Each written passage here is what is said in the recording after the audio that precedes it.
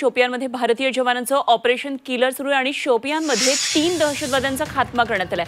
दहशतवाद्यांकडून मोठा शस्त्रसाठा जप्त केलाय आणि दहशतवाद्यांकडून आधार कार्ड, भारतीय चलन सुद्धा जप्त करण्यात आलंय। या क्षणाची सगळ्यात महत्त्वाची आणि मोठी बातमी आपण बघतोय काश्मीरच्या सीमा भागातून। शोपियानमध्ये एक मोठं ऑपरेशन सध्या सुरू आहे आणि भारतीय जवानांनी हे ऑपरेशन सुरू केले। ऑपरेशन किलर असं त्याचं नाव आहे आणि शोपियानमध्ये 3 दहशतवाद्यांचा या ऑपरेशन अंतर्गत आता खात्मा करण्यात आलाय। तसंच या दहशतवाद्यांकडून मोठा शस्त्रसाठा सुद्धा जप्त केलेला आहे। दहशतवाद्यांकडून आधार कार्ड, भारतीय चलन जप्त केलेलं आहे। किती मोठा शस्त्रसाठा आहे याची ही दृश्य सुद्धा आपण पाहतोय। आधार कार्ड आणि भारतीय चलन सुद्धा जप्त करण्यात आले, त्यामुळे निश्चितच हे भारतीय जवानांसाठी एक मोठं यश म्हणावं लागेल। शोपियानमध्ये ऑपरेशन किलर सुरू झाले आणि 3 दहशतवाद्यांचा यामध्ये खात्मा करण्यात आलाय। मोठ्या प्रमाणातला हा शस्त्रसाठा जप्त करण्यात आलेला आहे। आधार कार्ड आणि भारतीय चलन सुद्धा यामध्ये जप्त करण्यात आले, त्यामुळे किती सफाईदारपणे हे सगळे दहशतवादी घुसत होते आणि एकंदरीतच दहशतवाद्यांकडून हा मोठा शस्त्रसाठा जप्त केल्यानंतर मोठं यश हे जवानांना म्हणावं लागेल। उर्वशी खोना आमचे प्रतिनिधी आपल्याबरोबर आहेत, थेट जाऊया उर्वशीकडे। उर्वशी, शोपियानमध्ये एक मोठं ऑपरेशन सध्या भारतीय जवानांनी सुरू केलंय आणि ऑपरेशन किलर असं नाव आहे। 3 दहशतवाद्यांचा खात्मा झाल्याचं कळतंय, काय नेमके अपडेट्स आहेत आपल्याकडे?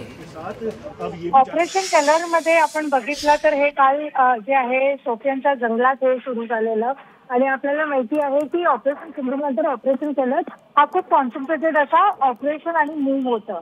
काल ज्या प्रकारे एक चकमक झाली, त्या 3 दहशतवाद्यांचा खात्मा झाला आणि यात जी रिकव्हरी झाली आहे ती खूप मोठ्या प्रमाणावर झाली आहे। त्यात आपण बघितलं तर 2 AK-47, 200 राऊंड ऑफ AK, बरोबरच 3 ग्रेनेड, 10 AK मॅगझीन आणि 6000 कॅश। बरोबरच आपण बघितलं तर इंटरेस्टिंगली काही वायर्स आणि बॅटरीज आहेत तेही या पूर्ण रिकव्हरीमध्ये सापडल्या गेल्या आहेत। तर या सगळ्यांचं एक ओव्हरऑल बघितलं तर ऑपरेशन किलर जे ऑपरेशन सिंदूर नंतर सुरू झालेलं ते कुठे ना कुठे सक्सेसफुल झालंय हेही आपल्याला समजून येत आहे। सध्या आपण बघितलं तर ह्यांची ज्या प्रकाराने जी रिकव्हरी झाली आहे त्याच्याने आपल्याला हेही एक अंदाजा येतो की कशा प्रकाराने प्लॅनिंग केलेली होती।